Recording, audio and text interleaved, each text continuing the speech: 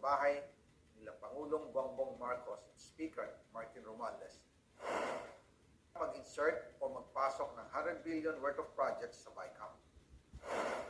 Sana po ay hindi nila ako mapatay bago ko mailabas ang lahat. Ginawa ko lang ang utos sa akin, pero ngayon, handa na akong harapin ang lahat. Ginagamit ng administrasyon ang buong resources ng bansa para tumahimik ako. That he will shoot me if I will talk. Gagamitin ako bilang panakipbutas sa kanilang kampanya laban sa korupsyon.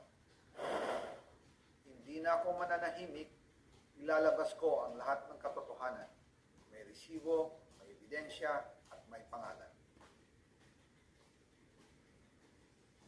Para sa bawat Pilipino, alam ko na buo ang galit ninyo sa akin ngayon. Nauunawaan ko rin kung bakit. Lalo na at malaki ang halagang nakataya. Pero bago kayo humusga, hayaan ninyong ipaliwanag ko ang buong katotohanan. Matagal akong hindi nagsalita dahil may direktang utos sa akin. Huwag nang bumalik ng Pilipinas at manahimik na lamang. Umalis ako noong July 19, 2025 para sa aking medical check-up.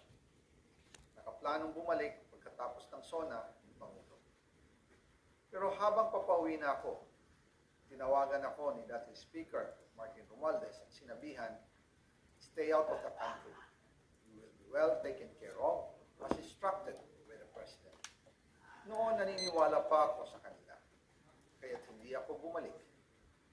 Tumikom ang aking bibig, sumunod ako, pero ang hindi ko alam, ang ibig pala nilang sabihin sa aalagaan ka namin ay gagamitin ako bilang panakipbutas sa kanilang kampanya laban sa korupsyon. Ginawa nila akong poster boy ng kanilang sariling kasinungalingan.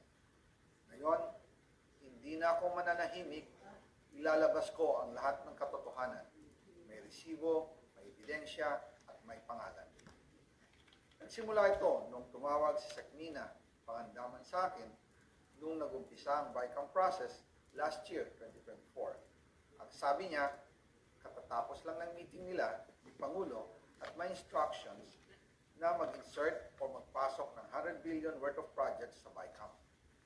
At sinabi pa ni Saknina, you can confirm with Yusek Adrian Bersamin dahil magkasama sila sa meeting ni Pangulong BBM noong araw na yon.